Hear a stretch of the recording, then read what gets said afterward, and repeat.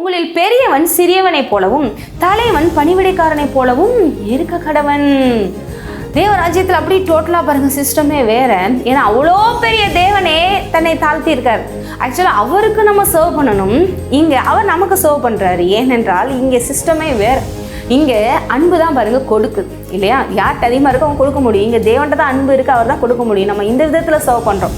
அப்போ உன்கிட்ட தான் அன்பு இருக்குது, உன்கிட்ட தான் அதிக வெளிப்பாடு இருக்குது, உன்கிட்ட தான் தேவன் நிறைய விஷயங்களை சொல்லியிருக்காரு, உன்கிட்ட நிறைய தாளந்துகளை கொடுத்துருக்காருன்னா நீ பெரியான்னு சொல்லிட்டு நீ உட்காந்து அவங்க வருவாங்கன்னு நினைக்காத. ஏன்னா உன்கிட்ட தான் அதிகமாக அன்பு இருக்குது, வெளிப்பாடு இருக்குன்னா நீ தான் இறங்கி போய் அந்த வெளிப்பாடு இல்லாதவர்களுக்கு, அன்புனா என்னென்னு தெரியாதவங்களுக்கு, இரக்கம்னா என்னென்னு தெரியாதவங்களுக்கு, மன்னிப்புனா என்னென்னு தெரியாதவங்களுக்கு நீ காமிக்கணும். நீ அவங்களுக்கு அதை கொடுத்து அவங்கள மாற்ற வேண்டும். ஏன்னா தேவன் உனக்கு அப்படி தானே கொடுத்தாரு.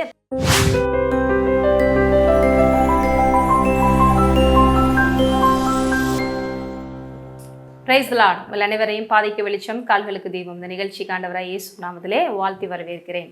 இந்த மாலை வேளையிலே தேவனுடைய வார்த்தையை அதிகமாக தியானிக்க தேவன் கிருபை செய்து வருகிறார். வெள்ளிதோறும் இந்த நிகழ்ச்சி வாயிலாக தேவனுடைய சத்தியங்களை அதிகமாக தியானித்து வருகிறோம். இன்றைய நாளில் தேவன் ஒரு அருமையான சத்தியத்தை நமக்கு சொல்லித்தரப் போகிறார். பாருங்க, தேவனுக்கு ரொம்ப பிடிச்ச ஒன்னே தாழ்ச்சி உள்ள இருதயம் இல்லையா? தேவனுக்கு எது ரொம்ப பிடிக்காது, பைபிள்லையே இதுக்குத்தான் தேவன் எதிர்த்து நிற்கிறார் அப்படின்னா பெருமை இல்லையா? பாருங்க, தேவன் எவ்வளவோ பாவிகளை கூட மன்னிக்கிறாரு. ஆனால் அந்த பெருமை பாருங்க தேவனுக்கே எதிராக நிற்க வைக்குது. ஏன்னா அந்த பெருமைங்கிறது நான் என்னுடையது அப்படி சொல்லி தேவனை ஃபோக்கஸ் பண்ண விடாமல் நம்மளை ஃபோக்கஸ் பண்ண வைக்குது. ஏன்னா தேவனுக்குள்ள ஜீவன் இருக்குது, அங்கே ஃபோக்கஸ் பண்ண தான் வாழ்வு. அப்போ அதுக்கு அப்படியே ஆப்போசிட்டாக போகும்போது அங்கே தேவையில்லாமல் மரணம் தான் வரும். எதிர்த்து நிற்கிறாருங்கிறத என்ற அவர் அருவருக்கத்தக்க ஒன்று. தேவன் நம்ம நல்லா வாழணும் தான் நினைக்கிறாரு, அதுக்கு ஜஸ்ட் ஆப்போசிட் நடக்கும். பிடிக்குமா? பிடிக்காது. அப்போ இன்றைய நாளில் தேவன் நமக்கு மறுபடியும் சொல்லி கொடுக்குற ஒன்று, தன்னை தாழ்த்துகிறவன் உயர்த்தப்படுவான். ஆமே. பாருங்கள், வேதத்தில் எத்தனையோ தேவ மனிதர்கள் தங்களை தாழ்த்துறாங்க. குறிப்பால் ஒரு பெண்ணாக இருந்த மரியாள் தன்னை தாழ்த்துறாங்க.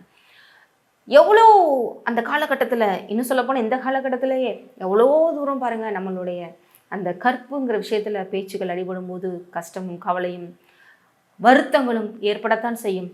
ஆனால் அதையும் பொருட்படுத்தாமல் தேவனுக்காக தன்னை அர்ப்பணித்தாங்க. வார்த்தையின்படி ஆகட்டும் என்று விட்டு கொடுத்தாங்க. அதுபோல் எத்தனை விதத்தில் எத்தனை தெய்வ மனிதர்கள் தங்களை தாழ்த்தியிருக்காங்க. அவங்க ஒரு நாளும் வைக்கப்பட்டு போகவே இல்லை. தாழ்த்துகிறவர்கள் உயர்த்தப்பட தான் செய்திருக்கிறாங்க. அதை குறித்து தான் இன்றைக்கி நம்ம நிறைய பார்க்க போகிறோம். அது எங்கள் இடத்துல வருதுங்கிறத நம்ம ஒரு வசனத்தை பார்ப்போம். லூக்கா 14:11 தன்னைத்தான் உயர்த்துகிறவனோ தாழ்த்தப்படுவான், தன்னைத்தான் தாழ்த்துகிறவன் உயர்த்தப்படுவான். கர்த்தரால் புகழப்படுகிறவனே உத்தமன். நம்ம புகழ்வது புகழ்ச்சி கிடையாது. தேவன் தான் பாருங்க எல்லாத்துலேயும் பெரியவர். தன்னைத்தான் என்ன பண்ணுறது? தாழ்த்தணும். தேவனுக்கு முன்பாக நம்ம தாழ்த்தணும். கிறிஸ்துவுக்குள்ளே நமக்கு நல்ல விதத்தில் ஒரு நான் தேவனுக்குள்ளே இவ்வளோ தூரம் ஆசீர்வதிக்கப்பட்டிருக்கேங்கிற பெருமை இருக்கலாம், தப்பு கிடையாது. ஆனால் அவுட் ஆஃப் கிரைஸ்ட், தேவனை விட்டுட்டு நான் அப்படின்னு சொல்லி என்னால் தான் அப்படின்னு சொல்லி அந்த பெருமை அதெல்லாம் வந்துச்சுன்னா அங்கே தாழ்ச்சி வரும். அப்படின்னா கிடையாது, தாழ்வு தான் வரும். என்ன தாழ்வு? அவங்களுக்கு உயர்வு வராமல் தாழ்வு வரும். அப்போ இந்த இடத்துல ஒரு அழகான எடுத்துக்காட்டை தேவனே சொல்கிறாரு. எது தாழ்ச்சிங்கிறத நம்ம பார்ப்போம். ஏன்னா நம்ம நிறைய பேருக்கு பாருங்கள், நம்மளுக்கு தெரியாமலே இந்த பெருமைங்கிறது ஒன்று நம்மளை அஃபெக்ட் பண்ணிடுறதுங்கிறதா உண்மையான ஒன்று. ஏன்னா நம்ம கிறிஸ்தவர்கள் நம்ம கூட பாருங்கள், சில நேரங்கள் நான் எவ்வளோ ஜோப் பண்ணுறேன் தெரியுமா, நான் எத்தனை மணி நேரம் நான் உபவாசம் இருக்கிறேன் தெரியுமா, நான் எத்தனை சர்வீஸ் அட்டெண்ட் பண்ணுறேன் தெரியுமா, நான் சர்ச்சில் எந்த வேலை செய்கிறேன் தெரியுமா, நான் இவ்வளோ ஊழியம் பண்ணுறது தெரியுமா, ஊழியக்காரர் நாங்களாக இருந்தாலும் சரி, இல்லை சபை மக்களாக நீங்களாக இருந்தாலும் சரி, எந்த விதத்தில் யாருக்காவது ஏதாவது ஒரு பெருமை வந்துடுது. ஆனால் இது தெரிஞ்சோ தெரியாமல் நமக்குள்ள வந்துடுது. ஆனால் எப்பொழுதுமே நம்மை தாழ்த்துற அந்த மனப்பான்மை இருந்தால்தான் நம்ம உயர முடியுங்கிறத மறந்துடக்கூடாது. அதுக்கு ஒரு எக்ஸாம்பிளாக ஒரு இடத்துல நமக்கு தேவனே ஒரு அழகான குட்டி ஸ்டோரி சொல்லிக்காங்க. எப்பயுமே அவர் உதாரணத்தெல்லாம் சொல்லுவார். அப்போ தான் நமக்கு நல்லா ஈஸியாக புரியும் இல்லையா? நம்ம தேவன் அழகான டீச்சர். லூக்கா 18 10 வாசிக்கிறேன். 2 மனுஷர் ஜெபம் பண்ணும்படி தேவாலயத்துக்கு போகிறாங்க. அப்போ ஒருவன் பரிசேயன், மற்றொருவன் ஆயக்காரன். பரிசேயனா உங்களுக்கே தெரியும், பழைய ஏற்பாட்டில் எல்லா புக்ஸையும் நல்லா கரைச்சி குடிச்சு அந்த சட்டத்திட்டங்களெல்லாம் கரெக்டாக ஃபாலோ பண்ணுறேன், பிரமாணங்களெல்லாம் கரெக்டாக ஃபாலோ பண்ணுறேன் அப்படிங்கிற மாதிரி அதில் ரொம்ப தீவிரமாக இருக்கிறவங்க. ஆயக்காரனுங்கிறது டேக்ஸ் கலெக்டர். அவங்களுக்கு மக்களுக்கு பாருங்கள் அந்த வரிகளை வசூல் பண்ணுறது அந்த காலத்தில் எந்த நாடு ஆட்சி செய்தோ அவங்கள்ட்ட இருந்து வாங்குறது இவங்களெல்லாம் போட்டிருப்பாங்க. அதனால் மக்களுக்கு இவங்களை பிடிக்காது, யாருக்குமே பிடிக்காது. ஆனால் இவங்க 2 பேர் ஜெபம் பண்ணும்போது என்ன நடக்குதுன்னு பாருங்கள். பரிசேயன் என்று தேவனே நான் பரிகாரர், அநியாயக்காரர், விபச்சாரக்காரர் ஆகிய மற்ற மனுஷரை போலவும் இந்த ஆயக்காரனை போலவும் பக்கத்திலே இருக்காங்க போல. ஒரு பக்கம் பரிசேயன், ஒரு பக்கம் ஆயக்காரன் சேர்ந்து ஜெபம் பண்ணிட்டு இருக்காங்க போல. ஃபர்ஸ்ட் பரிசேயர் வந்து ஜெபம் பண்ண ஆரம்பிக்கிறாரு. அதில் பக்கத்தில் இருக்கிற அந்த ஆயக்காரனை சேர்ந்து ஜெபத்தில் இருக்கிறாரு பாருங்க. இந்த ஆயக்காரனை போலவும் இராததினால் உண்மை சோத்தரிக்கிறேன். பாருங்க, எடுத்தோடனையும் அப்பா நானா இவங்கள மாதிரி இல்லை பாருங்க, அவங்களாம் எப்படி இருக்காங்களாம், அநியாயக்காரங்களா இருக்காங்களாம், விபச்சாரக்காரங்களா இருக்காங்களாம், பரிகாரர்களா இருக்கிறாங்களாம். மெயினாக இந்த ஆயக்காரனை போல நான் இல்லைப்பா, அதுக்காக நான் சோத்தரிக்கிறேன். எப்படி தன்னை வந்து பெருமையாக நினைக்கிறாங்க, மற்றவங்களை போல இல்லை அப்படின்னு சொல்லி. சரி, தேவன் இப்படிலாம் இல்லாமல் நம்மளை வச்சிருக்காரே நினைக்கிற தப்பு இல்லை. தொடர்ந்து பாருங்க, வாரத்தில் 2 தரம் உபவாசிக்கிறேன், என் சம்பாத்தியத்தில் எல்லாம் தசமபாகம் செலுத்தி வருகிறேன் என்று தனக்குள்ளே ஜெபம் பண்ணேன். எல்லாம் தான் என்ன செய்கிறோம், இதனால நான் பெரிய ஆள் அப்படிங்கிற மாதிரி எல்லாத்துக்கும் அப்படியே வந்து சோத்திரம் செலுத்துகிறான். அட் சேம் டைம் தான் செஞ்ச அந்த ஒவ்வொரு விஷயத்தையும் அவன் கணக்கு போட்டு பார்த்து தேவன்கிட்ட சொல்கிறான். நான் வாரத்தில் 2 நாள் ஜெபம் பண்ணிடுறான். இவங்க அப்படி இல்லை. எப்பயுமே கம்பேர் பண்ணுறது, அடுத்தவங்களை கம்பேர் பண்ணுறது. நானும் கரெக்டாக தசமாக கொடுத்துறான், அவங்களாம் அப்படி இல்லை. எப்பயுமே அவனுடைய அந்த சுயத்தில் அவன் செய்கிற அந்த சுய நீதி மேலே அதிக ஃபோக்கஸ்டாக இருக்கிறான். அடுத்து பாருங்க, ஆயக்காரன் தூரத்தில் நின்று தேவனுடைய சமூகத்தில் பக்கத்தில் கூட வர்றதுக்கு அவனுக்கு மனசு வரல. ஏன்னா நானே ஒரு பாவிங்கிற உணர்வு ஏன் தன் கண்களையும் வானத்துக்கு ஏறெடுக்க துணியாமல், அதாவது தேவனை வந்து அப்போ வந்து அப்படியே யெகோவா தேவனையும் சொல்லிட்டு அப்படிதான் வானத்துக்கு நேராக வானத்தை பூமியும் படைத்த தேவனையும் அப்படிதான் கும்பிடுவாங்க. இன்னைக்கு நமக்குள்ளே வந்துட்டாரு, எல்லா இடத்துலையும் இருக்கிறாரு. பட் அவர் பரலோகத்தில் இருக்கிற தேவன் இல்லையா, ஆகவே அப்படி கும்பிடுறாங்க. இவருக்கு வந்து மேலே அவரை பார்க்க கூட எனக்கு தகுதி இல்லை அப்படி சொல்லிட்டு கூனி குறுகி தன் மார்பிலே அடித்து கொண்டு, தேவனே பாவியாக என் மேல் கிருபையாயிரும் என்றான். நான் ஒரு பாவி தேவனே, நான் சரியில்லை, நான் அந்த அளவுக்கு சரி கிடையாது, உங்களுடைய நீதிக்கு முன்பாக என் நீதி ஒன்றுமே இல்லை, நீ தான் உண்மையான நீ தான் உண்மையான பரிசுத்த தேவன், உங்களுடைய பரிசுத்த என் பரிசுத்துக்கும் பக்கத்தில் வர முடியாது, ஆனால் உங்களுடைய கிருபையை கொண்டு என்னை ஆசீர்வதிங்க அப்படின்னு சொல்கிறார். இவன் பாருங்க சுயநீதியில் வரான். இவன் பாருங்க தன்னை தாழ்த்தி தேவ நீதிக்காக எங்கே நிற்கிறான். இதுதான் பாருங்க தாழ்ச்சி. இது ஒரு வகையான தாழ்ச்சி. எத்தனை எடுத்துக்காட்டுகள் சொல்லலாம், இது ஒரு வகையான தாழ்ச்சி. அப்போ தாழ்ச்சிங்கிறது பாருங்க, தேவன் செய்து முடித்த காரியங்கள் மேலே நம்மளை நம்பிக்கை எடுக்க வைக்குது, ஃபோக்கஸ் பண்ண வைக்குது, அதை பிலீவ் பண்ணி எடுத்துக்கொள்ள வைக்கிறது. பெருமைங்கிறது பாருங்கள், நம்ம செய்கிற விஷயங்களை பெருசாக நினச்சி தேவன்கிட்ட சொல்ல வைக்குது. அப்போ தேவன் செய்த அந்த விஷயத்தில் தான் ஆசீர்வாதம்னா, அதை விட்டுட்டு நம்ம மற்ற விஷயத்தை ஃபோக்கஸ் பண்ணும்போது ஆட்டோமேட்டிக்காக என்ன ஆகிடுது, அங்கே மரணம் தான் வரும், அங்கே தேவையில்லாமல் இழப்பு தான் வரும், எல்லாத்துலேயுமே தேவையில்லாமல் தோல்வி தான் வரும். ஆகவே தான் தாழ்ச்சி இருக்கணும், பெருமை இருக்கக்கூடாது என்று தேவன் சொல்லுகிறார். அப்போ தேவன் சிலுவையிலே செய்து முடித்த காரியங்கள், அவர் நமக்காக செய்த எல்லா விஷயத்தையும் நம்ம விடாமல் எடுத்துக்கொண்டு அவர் செய்த உபகாரங்களை மறவாமல் இருந்து அதில் நிலைத்து நிற்பதுதான் தாழ்ச்சி. இந்த தாழ்ச்சி வேண்டும். இதில் இன்னும் அதிகமாக இது ஒரு வகையான தாழ்ச்சி ஆவிக்குரிய வகையில சொல்லலாம். இல்லை இன்னும் அதிகமாக தேவன் அவர் செய்த எல்லா விஷயங்களும் போல நம்ம செய்கிறது தான் உண்மையான தாழ்ச்சி சொல்லலாம். இன்னும் சொல்லப்போனால் இந்த உலகத்தில் அவர் மனிதனாக வந்து வாழ்ந்து தன்னை பிதாவாக எவ்வளவு தாழ்த்தினார். ஏன்னா நம்ம நினைப்போம் அந்த உலகத்தில் அதெல்லாம் ஆண்டவர் மாதிரி வாழ்றது ரொம்ப கஷ்டங்க. இல்லை, அதே தேவன் அதே ஆவியான வஞ்சிக்கு உங்களுக்குள்ளே இருக்கிறாருன்னா நீங்களும் உங்களை அவ்வளோ தூரம் தாழ்த்த முடியும். பிலிப்பியரில் இயேசு இப்படி செஞ்சு காமிக்கிறேன். நம்ம என்ன சொல்லுவோம், இதெல்லாம் ஆண்டவர் மேலேருந்து சொல்லிடுவாருங்க, செய்கிறது ரொம்ப கஷ்டங்க. இல்லைங்க, உங்களை மாதிரியும் என்னை மாதிரியும் ஒரு சாதாரண மனிதராய் வந்து இந்த உலகத்தில் வாழ்ந்து மொத்த உலகத்தின் பாவத்தையும் சுமந்து தீர்த்திருக்கிறாருன்னா அதே தேவன் நமக்குள்ளே இருக்கிறாருன்னா செய்ய முடியுமா? இல்லையா? செய்ய முடியும். பிலிப்பியரில் பார்த்தீங்கன்னா 2ஆம் அதிகாரத்தில் அதிகமாக அந்த வசனங்களை பார்த்தா தேவன் எப்படி தன்னை இவ்வளோ தூரம் தாழ்த்தினார் என்பதை காமிக்குது. 4 பாருங்க, அவன் தனக்கானவைகள் இல்லை பிறனுக்கானவைகளையும் நோக்குவானாக, கிறிஸ்து இயேசுவில் இருந்த சிந்தையே உங்களிலும் இருக்க கடவுது. அவர் தேவனுடைய ரூபமாய் இருந்தும் தேவனுக்கு சமமாய் இருப்பதை கொலையாடின பொருளாக எண்ணாமல் தம்மை தாம் வெறுமையாக்கி அடிமையின் ரூபம் எடுத்து, இதாங்க தாழ்ச்சி, மனுஷர் சாயலானார். அவ்வளோ பெரிய தேவன், கட்டி கடங்காத தேவன், வானம் பூமியும் கொள்ளாத தேவன் நம்மை போல மாறினார். நம்ம எப்படி இருந்தோம் அன்னைக்கு? பாவத்திலே அக்கிரமங்களிலே மரித்து போனவர்களாக இருந்தோம். அப்படிப்பட்ட ஒரு பலனில்லாத பணமாக மாறுறாரு. அவர் மனுஷ ரூபமாய் காணப்பட்டு மரண பரியந்தம், அதாவது சிலுவையின் மரண பரியந்தம் கீழ்ப்படிந்தவராகி தம்மை தாமே தாழ்த்தினார். ஹல்லேலூயா. அவர் தம்மை தாமே தாழ்த்தினதுனால தான் உங்களையும் தாழ்த்துன்னு சொல்றாரு. அப்படி தாழ்த்தின தேவனை பிதா அப்படியே விட்டுட்டாரா பாருங்க. ஏன்னா தாழ்த்துன்னு சொல்றீங்களேப்பா, அதுக்கு என்னப்பா உயர்வு? இது வந்து இயேசு சிலுவையில் செஞ்ச காரியங்கள். அதுக்கு முன்னாலே ஒரு சில விஷயங்களை சொல்ல விரும்புகிறேன். இந்த உலகத்தில் இயேசு ஊழியம் செஞ்சுட்டு இருக்கும் போதே பாருங்கள், அவருக்கு சீடர்கள்லாம் இருந்தாங்க இல்லையா? அவங்களுக்குள்ள பாருங்கள், எப்பயுமே பாருங்கள், நம்ம சபையாக இருந்தாலும் சரி, எங்கே இருந்தாலும் சரி, ஒரு நல்ல ஆரம்பத்தில் 4 விஷயங்கள் போயிட்டே இருக்கும்.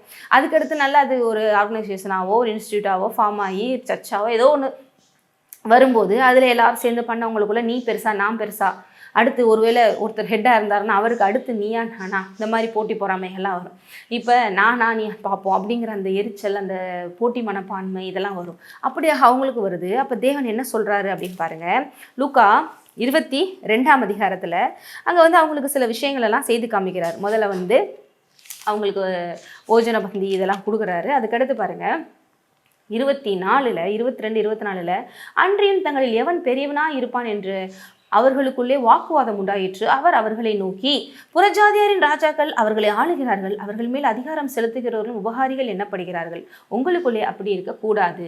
அவங்களுக்குள்ள அந்த போஜன பந்தியெல்லாம் முடிஞ்சவங்க யார், ஏன்னா அவர் வந்து ராஜ்யம்னு சொன்னோனையும் ஒரு ராஜாவா மாதிரி கிங்டம் எஸ்டாப்ளிஷ் பண்ணிட்டா யார் முக்கியமான அவருக்கு அடுத்துங்கிற மாதிரிலாம் பேச ஆரம்பிக்கிறாங்க. அப்போ இந்த உலகத்தில் புறஜாதிகள் தேவனை அறியாதவங்க செய்கிற மாதிரி நீங்கள் செய்யாதீங்கப்பா, நீங்கள் அப்படி இருக்கக்கூடாது. உங்களில் பெரியவன் சிறியவனை போலவும் தலைவன் பணிவிடைக்காரனை போலவும் இருக்க கடவன். தேவராஜ்யத்தில் அப்படி டோட்டலாக பாருங்கள், சிஸ்டமே வேறு. ஏன்னா அவ்வளோ பெரிய தேவனே தன்னை தாழ்த்தி இருக்கார். ஆக்சுவலாக அவருக்கு நம்ம சர்வ் பண்ணணும், இங்கே அவர் நமக்கு சர்வ் பண்ணுறாரு. ஏனென்றால் இங்கே சிஸ்டமே வேறு. இங்கே அன்பு தான் பாருங்கள் கொடுக்குது இல்லையா? யார்கிட்ட அதிகமாக இருக்கோ அவங்க கொடுக்க முடியும். இங்கே தேவன்ட்ட தான் அன்பு இருக்குது, அவர் தான் கொடுக்க முடியும். நம்ம இந்த விதத்தில் சர்வ் பண்ணுறோம்.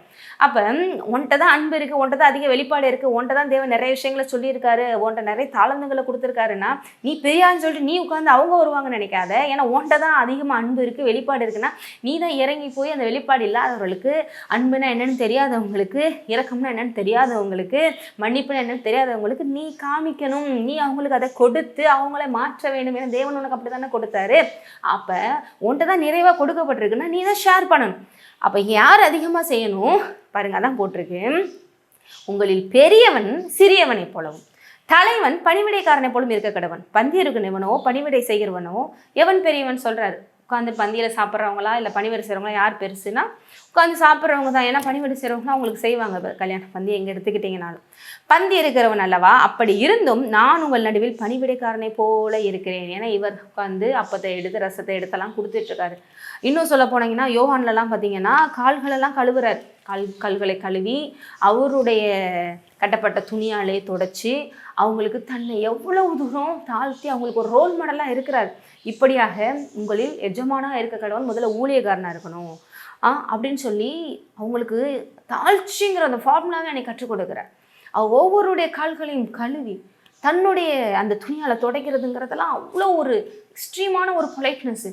அதை சொல்கிறாரு, நீ உனக்கு எஜமானனா இருக்க விரும்புறியா, இதில் தொழிலாளியா இப்படி இரு, உன்னை நீ தாழ்த்து, அப்போ தேவன் உன்னை உயர்த்துவா, இப்படி சொல்கிறாரு. இங்கே அதை தான் சொல்கிறாரு.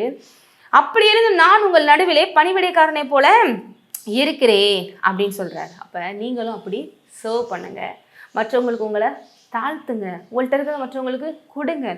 இதெல்லாம் எப்படி வரும்? தாழ்ச்சினால தான் வரும். இந்த தாழ்ச்சி அப்போ அதான் நான் சொல்ல வந்தேன். இப்படி தேவன் எல்லா இடத்துலையும் தன்னை தாழ்த்தினாரே. இதில் எக்ஸ்ட்ரீமாக இப்போ கடைசி நம்ம பார்த்தோம் பிலிப்பியரில், உங்களுக்கு தன் உயிரையே கொடுத்து தன்னை மொத்தமாக சர்வ் பண்ணுறாரு, தன்னை கொடுக்குறாரு, நமக்காக தன்னையே அர்ப்பணிக்கிறார். அப்படி மரண பரியந்தம், சிலுவை மரண பரியந்தம் தன்னை தாழ்த்தின இயேசுவை பிதா அப்படியே விட்டுட்டாரா? விடலை. பிலிப்பியரில் மறுபடியும் அந்த வசனத்துக்கு வருவோம்.